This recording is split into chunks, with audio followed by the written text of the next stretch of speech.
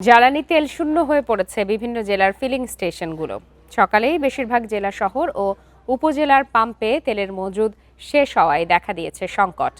কয়েকটি পাম্প ঘুরেও তেল না পেয়ে ক্ষোভ জানান যানবাহন চালকরা। অল্প কিছু পাম্পে তেল মিললেও দীর্ঘ লাইনে অপেক্ষায় থাকতে হচ্ছে চালকদের। মধ্যপ্রাচ্যে যুদ্ধের জেরে তেল সরবরাহে ব্যাহত সংখ্যায় হঠাৎ করে বেড়েছে পেট্রোল ও অক্টেনের চাহিদা। সারা দেশের পেট্রোল পাম্পে যানবাহনের দীর্ঘ লাইন। হঠাৎ চাহিদা বাড়ায় জ্বালানি তেল শূন্য হয়ে পড়েছে চট্টগ্রামের বেশিরভাগ ফিলিং স্টেশন। বিকাশ পেমেন্টে 10,000 টাকার বেশি অফার। শপিং চলছে তো। রোববার সকালেই বন্দরনগরী ও উপজেলার অধিকাংশ পাম্পের মজুদ শেষ হয় বিপাকে যানবাহন চালকরা।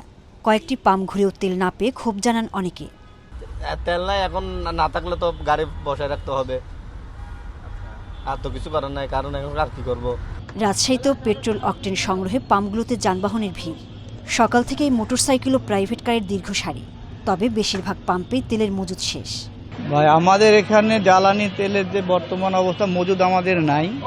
অক্টেনে কয়েক 1,000 লিটার হয়তো অক্টেন আছে, কিন্তু মেশিন নষ্টের কারণে আমরা দিতে পারছি না মানুষকে। পেট্রোল নাই, পেট্রোল শেষ হয়ে গেছে এবং তেল আনতে গেছে আজকে বাঘাবাড়িতে, গাড়ি লোড হচ্ছে, হয়তো সন্ধ্যা নাগাদ তেল আবার আসবে।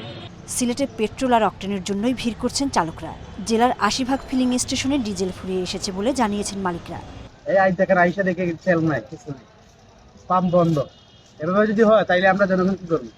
খুলনায় তেলের সরবরাহ দেরিতে আসায় অনেক পাম্পে বন্ধ ছিল তেল বিক্রি। তেল কিনতে এক পাম্প থেকে অন্য পাম্পে ঘুরছেন চালকরা। আগে যে অ্যাভেলেবল যেটা পাইতাম ওইটা পাচ্ছি না। একটা রেশনিং সিস্টেম করেছে সরকার, যে এই পাম্পে এত দেবে, এই পাম্পে এত দেবে, ওইভাবে আমাদের আনতে আছে। তারা যেভাবে দিচ্ছে ওইভাবে আনতে আছে। গোপালগঞ্জ ও নড়াইলে জ্বালানি তেলের তীব্র সংকট। জেলার অধিকাংশ ফিলিং স্টেশনে তেল পাওয়া যাচ্ছে না। পরিস্থিতি দ্রুত সমাধান না হলে পরিবহন ব্যবস্থায় ধস নামার শঙ্কা রয়েছে। সোহেলি জাহান, ইন্ডিপেন্ডেন্ট নিউজ।